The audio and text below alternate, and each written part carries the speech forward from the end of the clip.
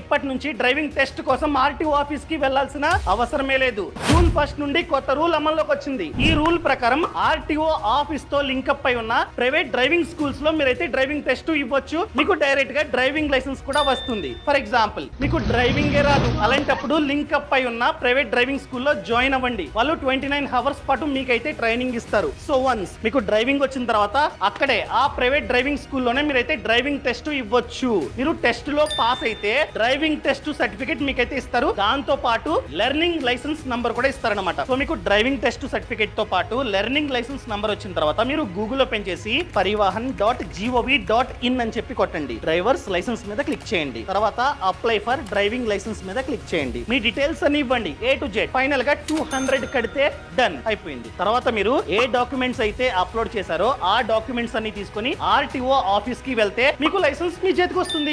మీకు driving licence కావాలంటే